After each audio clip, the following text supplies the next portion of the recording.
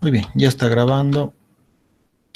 Bien, nos habíamos quedado en el péndulo simple, la anterior clase. Ahora desarrollamos un sistema similar oscilante que es el péndulo físico, ya es un poco más general, porque ya no es tan, no es ideal como en el caso del péndulo simple. Un péndulo físico ya es un objeto de dimensiones apreciables, su tamaño es apreciable, y va oscilando alrededor de un eje de oscilación. Ya no lo podemos decir que es un punto, ¿no? Una partícula puntual oscilando alrededor de un eje de oscilación, sino que su dimensión, sus dimensiones ya son apreciables. Ya se considera las dimensiones, la forma del sistema que está oscilando.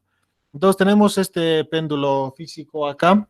Es un objeto de dimensiones apreciables, puede ser cualquier objeto, ya una mesa, una persona, una esfera, un cilindro, una silla, cualquier cosa. Tenemos el eje de oscilación en un extremo de este objeto, que también puede estar fuera del objeto, también del eje de oscilación, no necesariamente en el objeto. Y tenemos su centro de masa. Su centro de masa en este punto negro de acá. Y por lo tanto su posición de equilibrio sería cuando su centro de masa esté perfectamente alineado de forma vertical con el eje de oscilación. Bien, en su centro de masa es donde actúa justamente el peso de este objeto, masa por la gravedad. Y esa distancia del centro de masa al eje de oscilación lo vamos a llamar B, la distancia del centro de masa al eje de oscilación. Entonces lo liberamos de esa posición, por supuesto no hay ningún tipo de fricción en el sistema o todas las fricciones son tan pequeñas que se puede despreciar, entonces el sistema empieza a oscilar debido a la acción del peso. No, hay ese desplazamiento angular tita en el sistema y en el centro de masa está actuando el peso, masa por gravedad. Este ejerce un torque restaurador que siempre lo trata de llevar a su posición de equilibrio. Por la inercia que tiene el sistema, se pasa de la posición de equilibrio, se desplaza para el otro lado y empieza a oscilar, ida y vuelta, ¿no? El desplazamiento angular se va a medir siempre respecto a la posición de equilibrio. Entonces hay un peso y este peso que actúa en el centro de masa genera un torque restaurador que siempre es opuesto al desplazamiento angular. Si el desplazamiento angular en este caso es en sentido horario, acá vemos al torque que es en sentido antihorario, siempre opuesto al desplazamiento angular. Bien,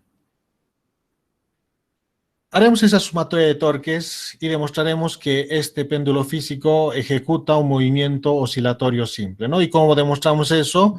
Haciendo sumatoria de torques en el sistema y llegando a la ecuación diferencial, llegando a la forma de la ecuación diferencial de un movimiento oscilatorio simple, ¿no? Si tiene esa forma, le va a corresponder una ecuación, una solución de naturaleza seno o coseno, que es repetitivo, es ida y vuelta, y de esa ecuación vamos a poder sacar la frecuencia angular, su periodo de oscilación, energía, etcétera. Bien, entonces, sumatoria de fuerzas en el sistema, sumatoria de torques, igual al momento de inercia por la aceleración angular. El único torque en el sistema es el peso. Por supuesto, hay otras fuerzas más, como la fuerza normal en el eje de oscilación, hay una fuerza de sujeción ahí, pero esa fuerza normal no ejerce ningún torque porque el brazo sería cero para la fuerza normal. Entonces el único torque en el sistema, en este caso, sería ejercido por el peso. Entonces fuerza por brazo, la fuerza es mg y el brazo es la distancia más corta de la línea de acción de la fuerza al eje de oscilación, es decir, esta distancia sería el brazo. Que como estamos definiendo B a la distancia del centro de masa al eje de oscilación, este brazo vendría a ser B', la vamos a definir porque este B que he puesto acá no es el brazo, ¿ya? No lo confundan. Este B que he puesto acá es la distancia del centro de masa al eje de oscilación. Bien, en este caso el brazo lo vamos a llamar como B'. Si se puede ver acá, tenemos un triángulo rectángulo, ahí estaría el ángulo recto, 90 grados, el ángulo tita por lados paralelos se repite acá. Por lo tanto, para obtener este brazo que he llamado B' sería con un seno, ¿no? Seno cateto opuesto, seno de tita cateto opuesto, que es B', sobre la hipotenusa que vendría a ser B, la distancia del centro de masa al eje de oscilación. Y despejando de acá B', que es el brazo, sería B por seno de tita, ¿no? Y ese es esto de acá. Ese es el brazo, que lo estamos llamando B', brazo. Y B, solo B, es la distancia del centro de masa al eje de oscilación. Y el negativo, por lo que había manifestado antes, ¿no? Está opuesto al desplazamiento angular θ. Siempre es opuesto. Este torque es restaurador. Entonces ahí está. Tenemos la ecuación, momento de inercia y aceleración angular. La aceleración angular es variable, ya lo sabemos de antes también eso. Por lo tanto, lo tratamos en su forma diferencial. Derivada de la velocidad angular respecto al tiempo o derivada segunda de la posición angular respecto al tiempo. Esa es la aceleración angular. Bien, ya lo tenemos cerca a una ecuación diferencial de un movimiento oscilatorio simple. Tenemos acá la variable que es θ. θ va a ir cambiando a medida que va oscilando este péndulo físico. Va a ir cambiando θ, es la variable. Está dentro de una segunda derivada temporal, está bien. Pero acá tenemos a θ dentro de una función seno. No debe ser, ¿no? Solo debe estar θ acompañado de una constante y el negativo. Bien, ya lo hemos solucionado esto antes en el péndulo simple, aproximando para ángulos muy pequeños, ¿no? En radianes muy pequeños que en grados se transmitiría como menores a 15 grados. Entonces habíamos demostrado que para θ muy pequeño, tanto que al cuadrado es mucho más pequeño y al cubo es tan pequeño que ya se puede despreciar, habíamos demostrado que seno de θ es aproximadamente θ. Entonces directamente utilizamos esta aproximación para ángulos pequeños, ¿no? Eso significa que los péndulos físicos que vamos a analizar siempre sus oscilaciones deben ser pequeñas, menores a 15 grados. Mayores ya no se cumplen las ecuaciones que estamos reduciendo acá. Entonces, reemplazando esa aproximación, en vez de mgb seno de θ, mgb θ tendríamos acá. En vez del seno de θ, simplemente θ, momento de inercia que está multiplicando, pasa a dividir al otro lado de la igualdad y ya está. Ya lo tenemos en la forma de una ecuación diferencial de un movimiento oscilatorio simple, la variable dentro una segunda derivada temporal, y la misma variable lo tenemos al otro lado de la igualdad, está el negativo, y todo esto que lo acompaña es una constante. La masa de este péndulo físico no va a cambiar mientras vaya oscilando, no se van a salir pedazos de masa de este objeto, ni se van a añadir, no va a cambiar, es lo mismo, la gravedad lo mismo, es una constante en el medio que está oscilando. El momento de inercia tampoco va a cambiar, si es que cambiaría, debería cambiar su forma de forma automática, ¿no? Está oscilando como esfera y luego debería convertirse a cilindro. Bajo esa condición cambiaría su momento de inercia o cambiando su masa también, cambiando su simetría o su masa. Y eso no va a cambiar, ¿no? No va a cambiar. El brazo, como no va a cambiar su forma, el objeto, B, que es la distancia del centro de masa al eje de oscilación, tampoco va a cambiar. Eso cambiaría a menos que cambie su masa o a menos que cambie su forma.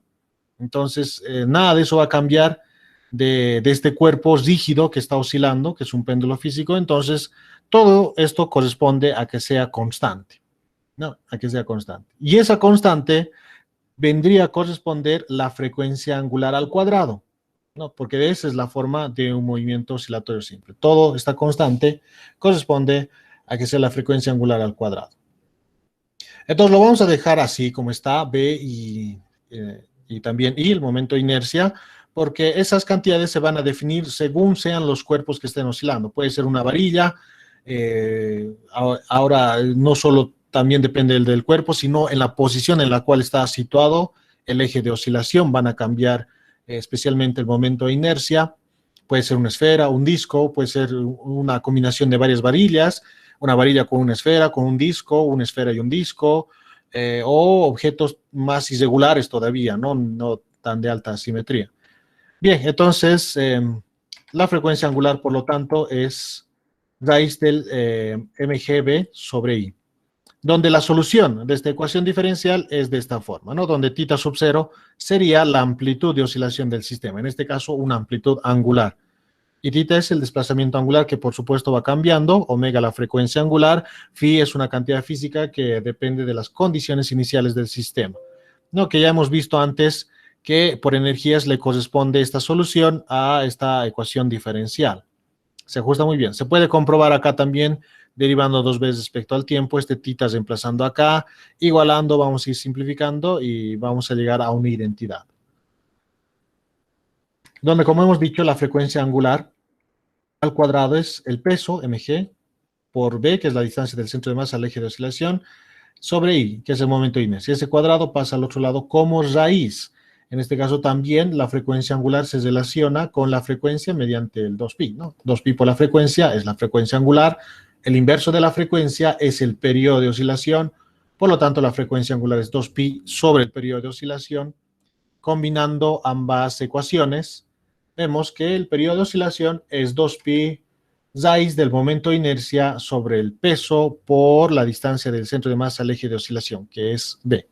Bien, entonces por eso está definido el periodo de oscilación de un péndulo físico, por su momento de inercia, por la distancia del centro de masa al eje de oscilación y por el peso, ¿no?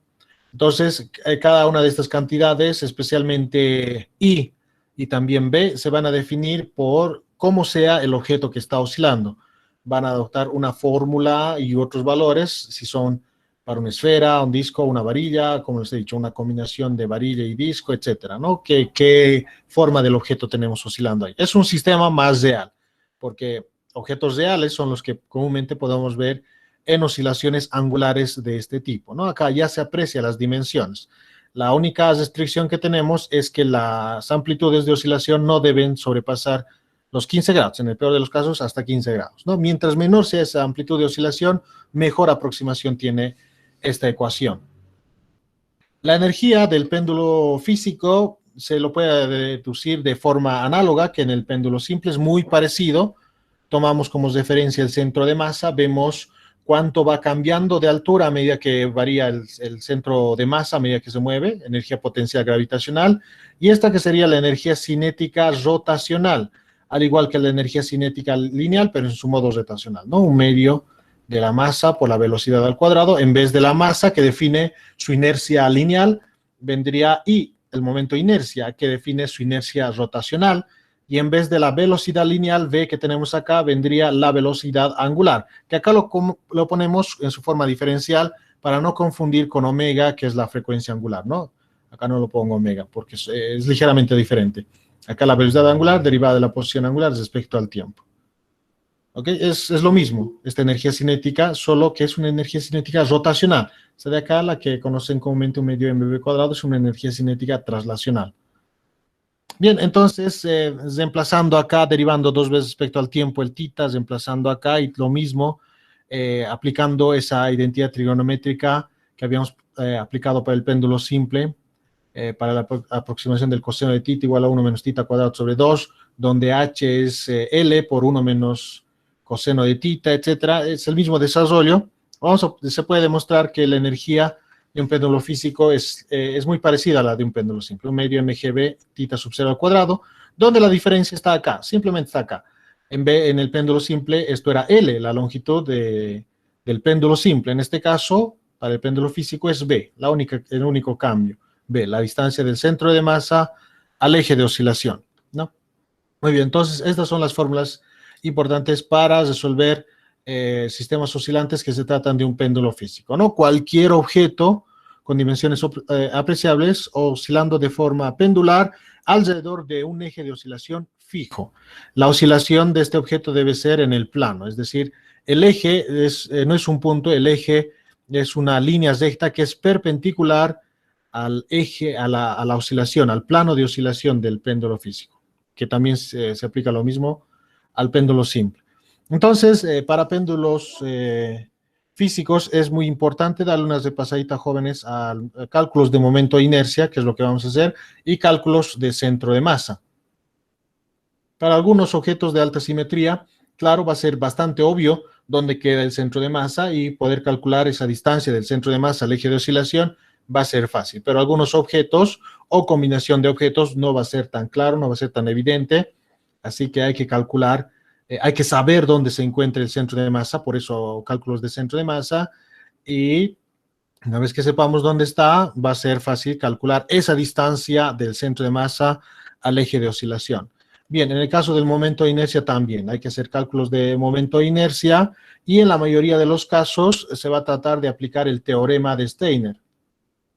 Es muy importante para calcular momentos de inercia. También se lo conoce como teorema de ejes paralelos. Ya porque en la mayoría de los casos el momento de inercia no va a pasar por el centro de masa del sistema.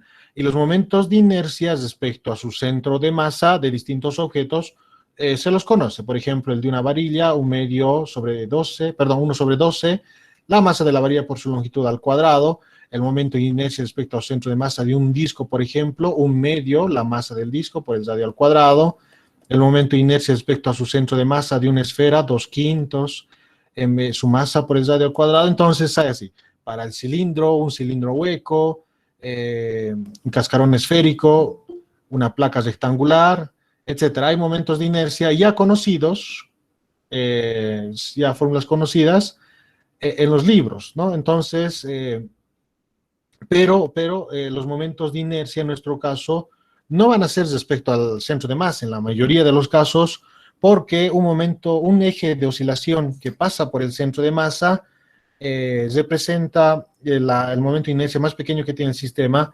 y si se da esa situación, implica directamente que B, la distancia del centro de masa al eje de oscilación, es cero, porque si el eje pasa por el centro de masa, está en ese mismo lugar, esa distancia es cero, porque está en el mismo lugar, el eje de oscilación y el centro de masa.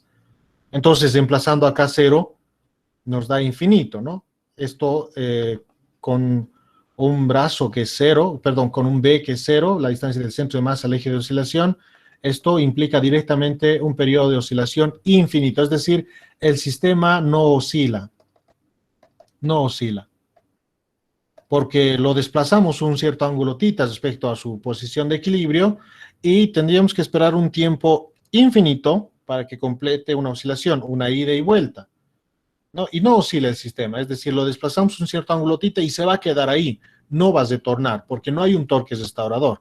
Es decir, pues si tenemos un objeto acá, acá queda su centro de masa, y ahí mismo queda el eje de oscilación, y en ese punto está actuando el peso, ¿no?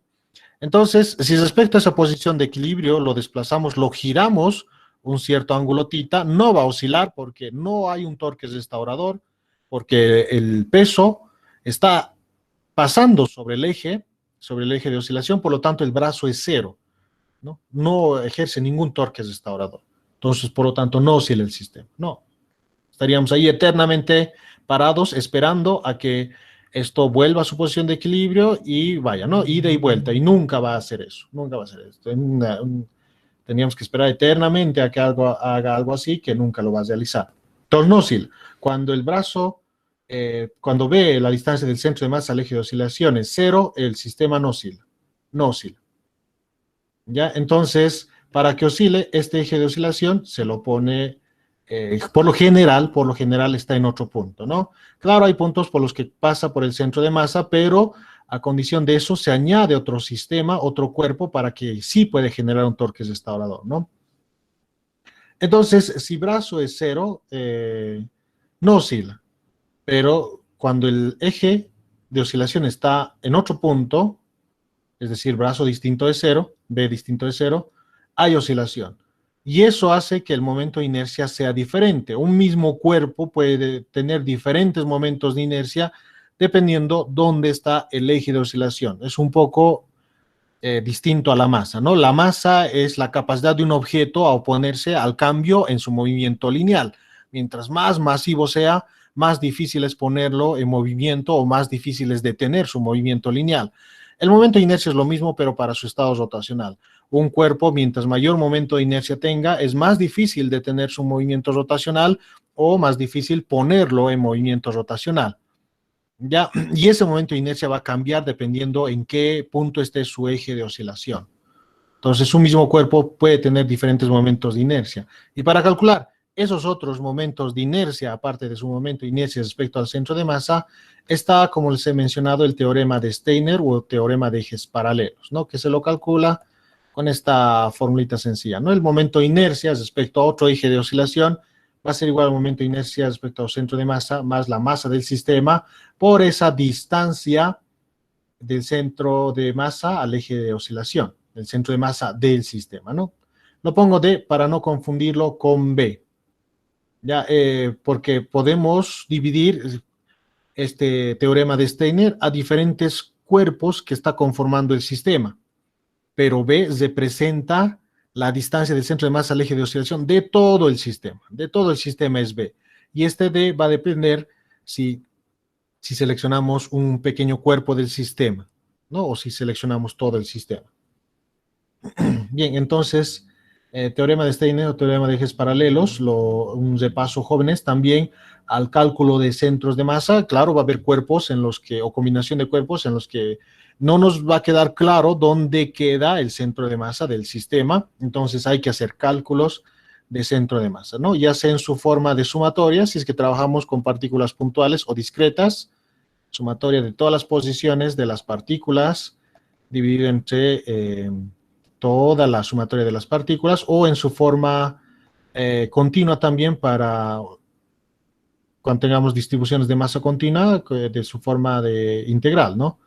X por el diferencial de m, ¿no? Dependiendo de qué coordenadas también estemos utilizando, X, Y o Z, ¿no? Porque el centro de masa no solo es unidimensional, también es tridimensional, que en este caso lo vamos a usar hasta una forma bidimensional nomás, es decir, que va a tener sus componentes en X y en Y. Bien, dependiendo de cómo analicemos el problema, ¿no? Entonces, esos dos aspectos, cálculos de centro y momentos de inercia, unas de pasadita, jóvenes, en especial para el péndulo físico y, por supuesto, para otro tipo de problemas oscilantes también.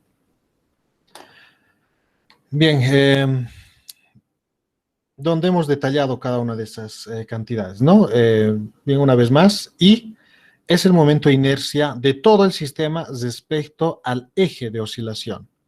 M es la masa de todo el sistema, G es la gravedad, la aceleración de la gravedad, y B es la distancia del centro de masa al eje de oscilación de todo el sistema oscilante. Otro tipo de sistema oscilante que vamos a tener es un péndulo de torsión. Es cuando tenemos un objeto colgado puede ser de una viga, un alambre, una cuerda, y cuando ejercemos un desplazamiento rotacional en el sistema. Es como entorcelar el alambre o la cuerda bajo la cual está colgada esta, ¿no? Entonces, respecto a su posición de equilibrio, lo torcemos, lo giramos, el sistema, un ángulo θ.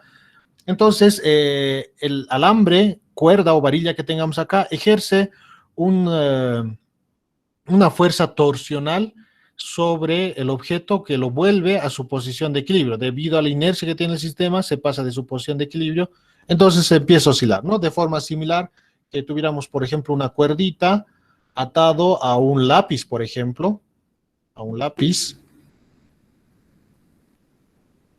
Bueno, un lápiz, algo así.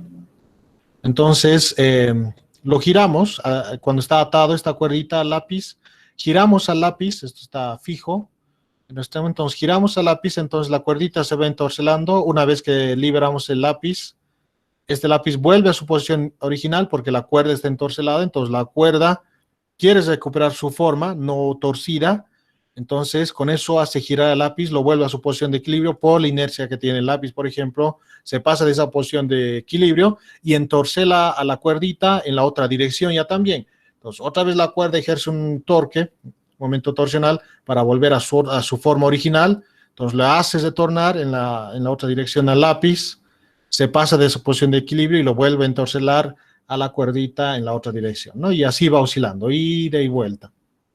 Entonces, eso es lo que ocurre en este sistema, para que se entienda un poquito más. No, claro que al final el lápiz se va a detener debido a la pérdida de energía en la deformación de la cuerda, ¿no? Claro, esas pérdidas de energía, por supuesto, estamos considerando despreciables, por lo tanto, el sistema oscilante siempre estaría ahí oscilando de forma perpetua. Bien, esa fuerza torsional que ejerce el alambre o varilla o cuerdita que tengamos acá es también la ley de Hooke, pero aplicado para sistemas rotacionales. Y siempre es opuesta a ese desplazamiento angular que siempre se lo mide respecto a la posición de equilibrio. Ese torque restaurador es negativo porque está en oposición al desplazamiento angular, constante de restitución de este alambre, cuerda o varilla que tengamos ahí por el desplazamiento angular θ. Es lo mismo que la ley de Hooke en resortes, por ejemplo, la fuerza es igual a menos K por X, X es la deformación del resorte, K la constante elástica y la fuerza elástica del resorte, ¿no? Lineal. Lo mismo en su estado rotacional, en vez de la fuerza, el torque negativo lo tenemos acá, en vez de la constante elástica del resorte, K sub R, la constante de restitución del alambre, varilla o cuerdita que tengamos acá, ¿no? y en vez del desplazamiento lineal, de la deformación lineal, la deformación angular, ese desplazamiento angular, que en este caso la deformación angular que sufre el alambre es también el desplazamiento angular, la posición angular del sistema. Eso es así porque en la posición de equilibrio ahí planteamos el origen de coordenadas. A partir de ahí se mide el desplazamiento angular, ¿no? Gracias a esa elección de poner en la posición de equilibrio el origen de coordenadas. Muy bien, veremos igual la misma estrategia. Vamos a llegar a la ecuación diferencial de un movimiento oscilatorio simple para saber cómo es el periodo de oscilación, su energía, la frecuencia angular, etcétera. Entonces, sumatoria de torques por la naturaleza rotacional que hay en el sistema, igual al momento de inercia por la aceleración angular. El único torque en el sistema, este de acá, el torque restaurador por el péndulo, ¿no? K sub R por tita. Lo más probable es que en el sistema tengamos que el centro de masa va a estar alineado con este péndulo de torsión. Entonces, el peso no ejercería ningún torque porque pasaría por el eje de oscilación. Entonces, no hay brazo, ¿no? El peso. No importa cómo esté dispuesto el sistema, la dirección en la cual actúa el peso es perpendicular a la dirección de oscilación del sistema, ¿no? El peso es vertical hacia abajo acá y la oscilación que tenemos en este sistema es de naturaleza horizontal. Por eso no hay ningún torque ejercido por el peso en esta dirección horizontal en la cual estamos analizando, que es la que va oscilando. Entonces, el único torque acá, este de acá, menos K sub R por tita, igual momento de inercia por la aceleración angular. Esta aceleración angular en su forma diferencial, entonces ya lo tenemos en esa misma forma, ¿no? El momento de inercia que está multiplicando pasa a dividir.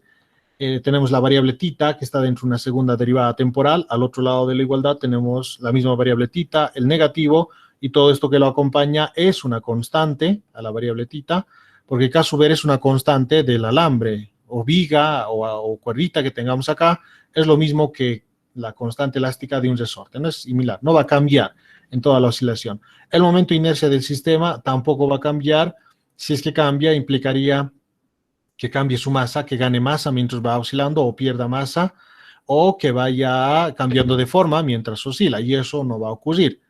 Entonces, y también es algo que no va a cambiar durante toda la oscilación. Por lo tanto, todo esto es una constante. Y esta constante le corresponda a que sea la constante de frecuencia angular al cuadrado, porque ya está de la forma de una ecuación diferencial para un movimiento oscilatorio simple, donde la solución de esta ecuación diferencial sería θ igual a θ sub 0 coseno de omega t más phi.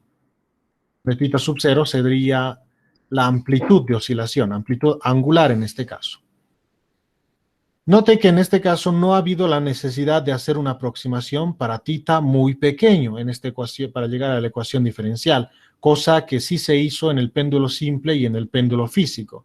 Entonces, lo que significa que acá no hay restricción. Las oscilaciones torsionales, las oscilaciones, no hay restricción, es decir, puede ser 20 grados, 60 grados, 90 grados, 360 grados, la oscilación del sistema, la amplitud de oscilación, igual se va a cumplir la ecuación diferencial, igual va a ser un movimiento oscilatorio simple.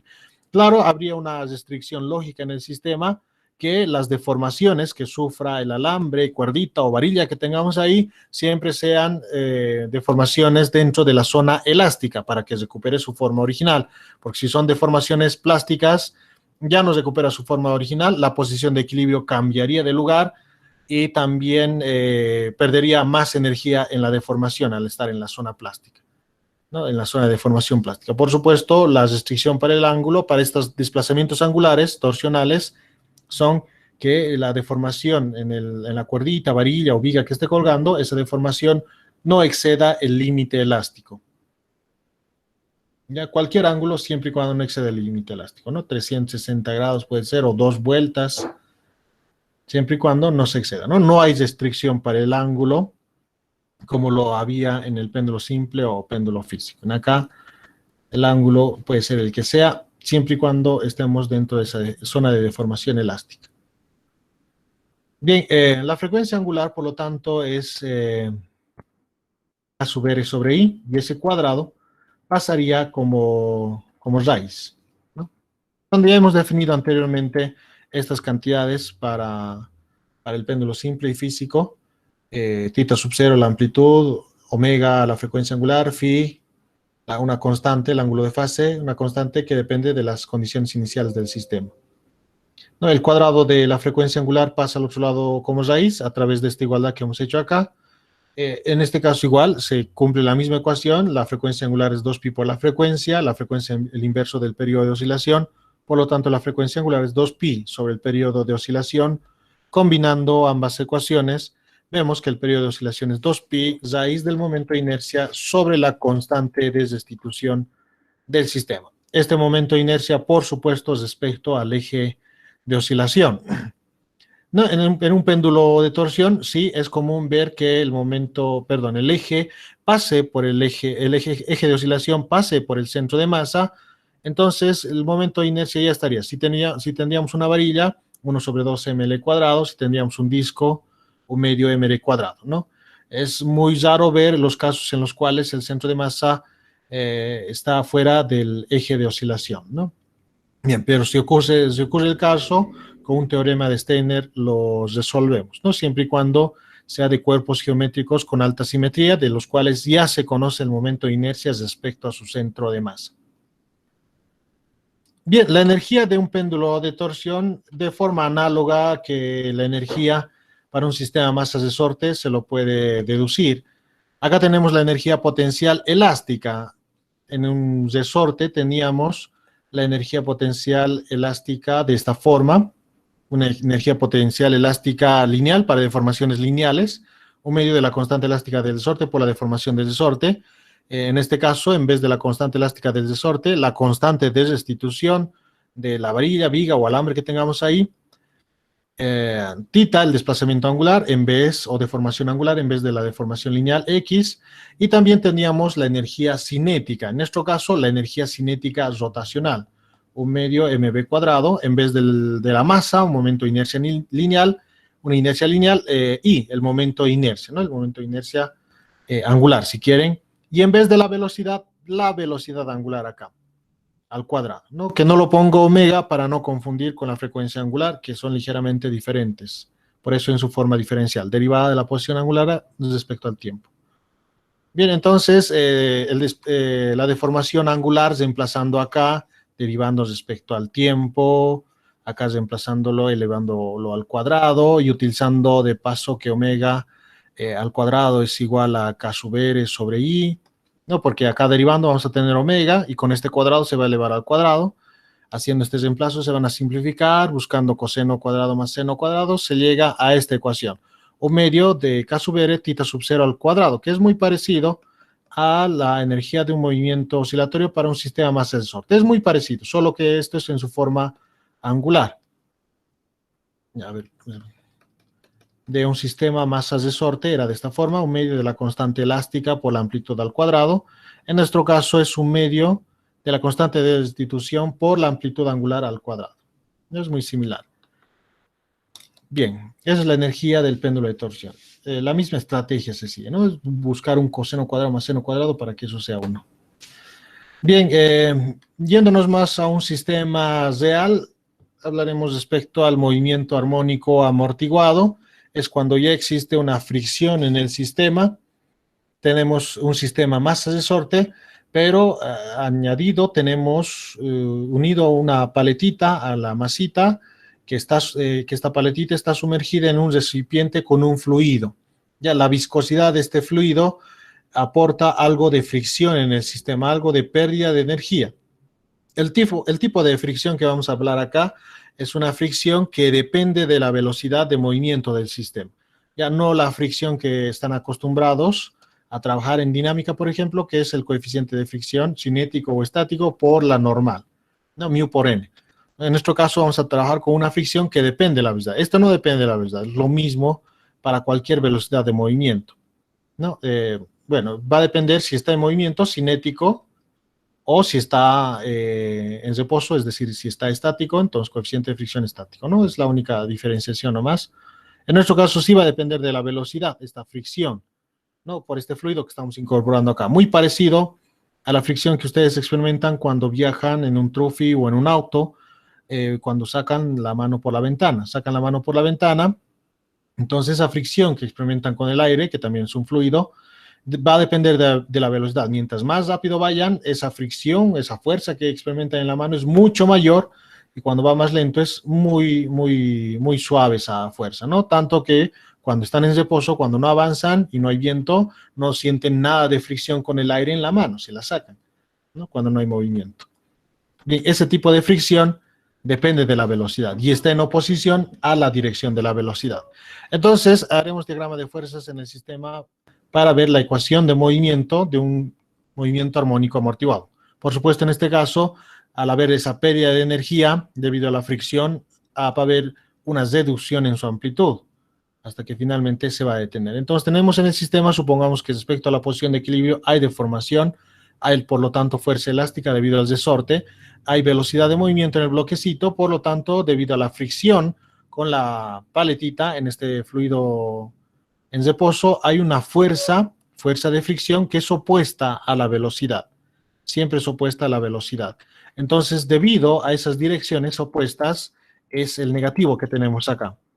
¿No? La fuerza, la dirección de la fuerza con la dirección de la velocidad, esta fuerza de fricción con el fluido, siempre son opuestas. Donde B es el coeficiente de fricción. Es un coeficiente que depende de muchas variables. Va a depender del área transversal de la paleta, porque mientras más ancho, mientras más grande sea su área, va a haber mayor fricción con el fluido. Va a depender de la viscosidad del fluido. Mientras más viscoso sea, también va a ser mucho más resistente, etcétera. Depende de varios factores. B, ¿ya? Que lo vamos a llamar como el coeficiente de fricción. Entonces, haciendo sumatoria de fuerzas en el sistema, por supuesto, sumatoria de fuerzas solo en la horizontal, porque en la vertical no hay nada interesante, ¿no? Solo descubriríamos que la normal es igual al peso, nada más. En la horizontal tenemos la fuerza elástica, que por la ley de Hooke es menos K por X, y la fuerza de fricción con el fluido. Acá, por supuesto, estamos suponiendo que esa fuerza de fricción con la superficie horizontal es cero, ya es cero. No hay esa fuerza de fricción. Que sería bastante simple también una fuerza de fricción así, con un decaimiento lineal en la amplitud, que les voy a mencionar un poquito más adelante. Bien, y esta fuerza de fricción la tenemos acá, menos V por la velocidad. Sabemos que la aceleración es variable en el sistema, por lo tanto en su forma diferencial, y si la aceleración es variable, por supuesto mucho más la velocidad. Entonces la velocidad también en su forma diferencial. Derivada de la posición respecto al tiempo, la aceleración derivada segunda de la posición respecto al tiempo, la masa que está multiplicando pasó a dividir al otro lado de la igualdad y, bueno, acá falta un poquito más, cometí un error, y llegamos a la ecuación diferencial de un movimiento oscilatorio simple, donde esta sería la frecuencia angular al cuadrado, la frecuencia natural angular al cuadrado, es decir, esta sería la frecuencia angular de oscilación del sistema cuando no tenga amortiguación, que como va a tener amortiguación, tenemos este término adicional en el sistema que hace que se retrase un poco más. Es decir, como hay fricción, va a tardar más en ir y volver que si no hubiera, ¿no? Porque no los detiene nada. Entonces, la paletita lo frena un poco, los detiene un poco, entonces va a tardar más en ir hasta el otro extremo y volver. Entonces, su frecuencia angular es un poco, es diferente a la que tendría de forma natural, no es la misma. Entonces, en realidad, la ecuación que debería escribir acá era menos omega cuadrado x menos 2 veces sigma, derivada de x respecto al tiempo, igual derivada segunda de x respecto al tiempo 2 veces. Y ahí sí te lo voy a corregir.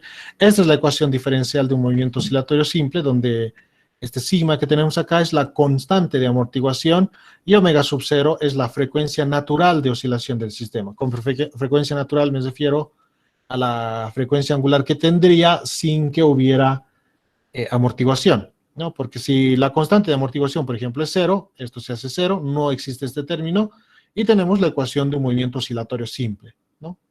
Sin fricción. La solución de este tipo de ecuación es de esta forma, ¿no? Está añadido más este término exponencial a la menos sigma de t, y es este que define el decaimiento en la amplitud de oscilación del sistema debido a la fricción. Como la energía está relacionada con la amplitud de oscilación del sistema, un medio K al cuadrado, entonces, como se pierde energía debido a esta fuerza no conservativa, esta fuerza de fricción con el fluido, se pierde energía, entonces, cuando va de ida y vuelta, cuando va en la ida ya no llega tan lejos como llegaría cuando no habría fricción, porque algo los detiene y no llega tan lejos. Entonces, como pierde energía, la amplitud también se reduce por esa misma razón. Entonces, esta es la ecuación, ¿sí? Esta es la ecuación de un movimiento armónico amortiguado. En forma de gráfica, vendría a ser representado de la siguiente forma. Bien, pero antes, estas son las constantes con las cuales están relacionadas. Este sigma es la constante de amortiguación, B es el coeficiente de amortiguación, K sobre M es la frecuencia angular al cuadrado, la frecuencia natural angular al cuadrado, y omega sería la frecuencia angular del sistema, la frecuencia angular real que tiene.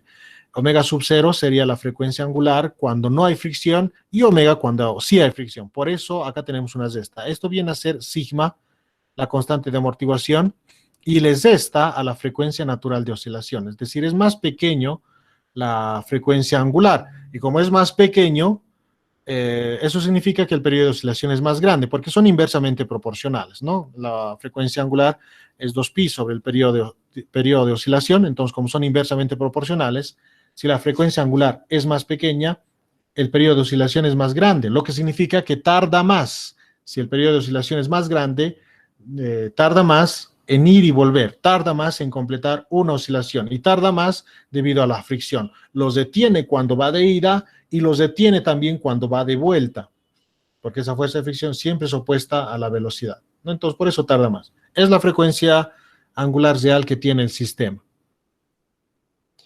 ¿no? Ya habíamos mencionado esto, la frecuencia natural de oscilación, raíz de K sobre M, y esta es la oscilación que tiene el sistema, ¿no? Una oscilación senoidal también, por la gráfica, pero esa amplitud de oscilación cada vez va decayendo más debido a esa pérdida de energía. La amplitud está muy relacionada con la energía de oscilación del sistema, ¿no? Como lo vas deteniendo, en la ida ya no llega tan lejos y en la vuelta ya no llega a su mismo punto tampoco.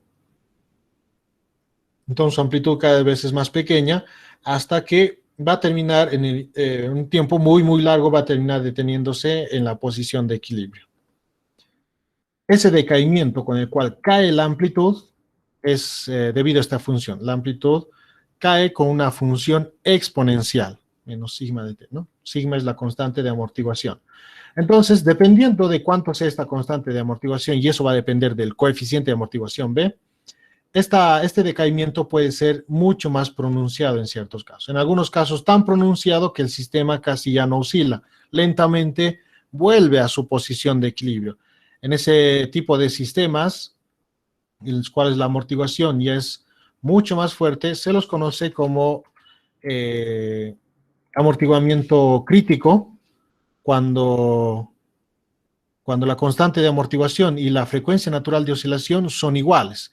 Eso da como consecuencia que el coeficiente de amortiguación sea el doble de la masa por la constante elástica del resorte. Si ocurre eso, se tiene una frecuencia angular cero, es decir, el sistema no oscila tampoco, ¿no? Frecuencia angular cero implica un periodo de oscilación infinito, como son inversamente proporcionales, entonces tendríamos que esperar un tiempo infinito a que el sistema haga una ida y vuelta. Eso implica que nunca lo va a hacer, nunca va a ir y volver, no oscila por lo tanto el sistema.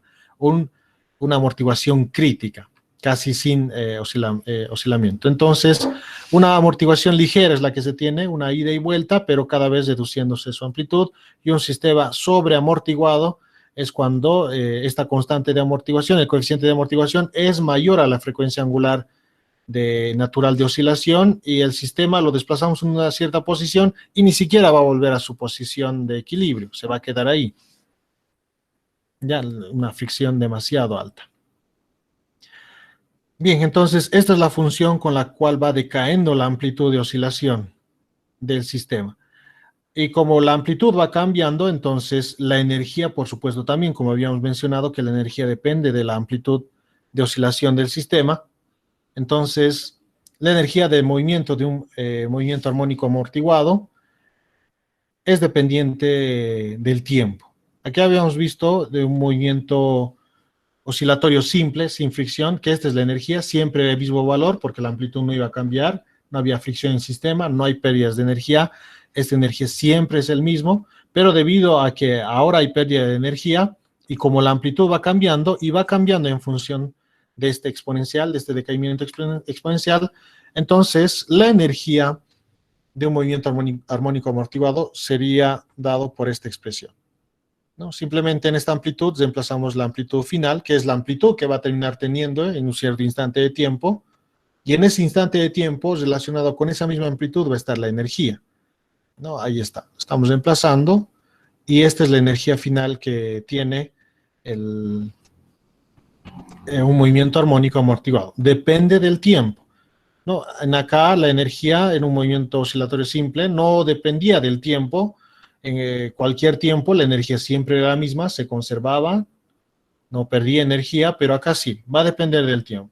A medida que pase el tiempo, su energía va a ser cada vez más pequeña, ¿no? Donde A, simplemente A es la amplitud inicial del sistema. En tiempo igual a cero, la amplitud inicial del sistema, que por supuesto va a cambiar después, ¿no? Claro, eso cambia debido a todo este factor.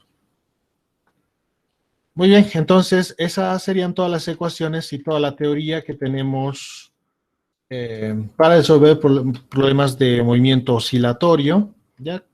Por supuesto, los problemas de nivel básico que vamos a trabajar acá. Bien, la tareita para esta clase va a ser demostrar esta ecuación de acá, que es la ecuación de la energía de movimiento de un péndulo de torsión. ¿Ya? Entonces, como teníamos esta que es la frecuencia angular, ¿no? Raíz de K sub R sobre I, esta raíz pasa al cuadrado a la frecuencia angular, entonces la frecuencia angular al cuadrado es K sub R sobre I. Bien, entonces esta formulita más consideren acá para poder demostrar esta energía, un medio K sub R tita sub 0 al cuadrado, ¿no? Esta ecuación de acá tienen que derivar respecto al tiempo. Derivando respecto al tiempo va a aparecer un omega, ¿no? Derivan el coseno menos seno, por la regla de la cadena derivan el argumento del coseno, ¿no? Como es respecto al tiempo, entonces tienen omega por la regla de la cadena. Entonces, como acá está elevado al cuadrado, por eso va a aparecer un omega al cuadrado, y ese omega al cuadrado los reemplazan por esta expresión, K sub R sobre I, ¿no? Y se van a ir simplificando con este momento de inercia y con el K sub R que van a factorizar, ¿no? La idea en este caso es llegar igual a una expresión, ir factorizando y simplificando para que tengamos una expresión seno cuadrado más coseno cuadrado, ambos con el mismo argumento, omega t más phi, ¿no? Seno cuadrado más coseno cuadrado, y todo eso va a ser 1, ¿no? Y de esa simplificación, y de acá reemplazando, va a salir tita sub 0, por supuesto, con este cuadrado, por eso tenemos cuadrado acá. Reemplazando tita acá, vamos a tener un coseno cuadrado. Derivando respecto al tiempo, tenemos un seno. Reemplazando acá, vamos a tener ese seno cuadrado, ¿no? Entonces, demuestren esta ecuación, jóvenes. Es bastante sencillita, ¿no? Ya se entiende por dónde van a ir, ¿no? Entonces, acá no hay necesidad de hacer aproximaciones extraordinarias. Es bastante sencillo. Derivan al tiempo, reemplazan acá, y esta ecuación se reemplazan acá en tita, factorizan un medio K sub R y tita sub 0 al cuadrado. Omega cuadrado utilizan esta relación, K sub R sobre I, se van a ir simplificando, van a tener un seno cuadrado y un coseno cuadrado ahí, y esa identidad, obviamente una suma, y esa identidad va a ser 1, ¿no? Es identidad trigonométrica, y van a llegar a algo así. Bastante sencillo, jóvenes. Muy parecido a lo que hemos hecho en un sistema más de sorte. Esito puedes revisar cómo lo hemos hecho para seguir por ese camino también, si quieren un poco más de detalles.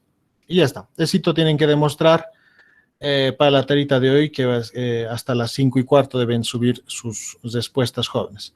Muy bien, ¿tienen alguna pregunta acá? Hasta ahí sería la teoría. Desde mañana empezamos con ejercicios, jóvenes. ¿Alguna pregunta respecto a la tarita o algo que habíamos hablado tal vez, jóvenes? Nada, ¿no? Muy bien. Muy bien, entonces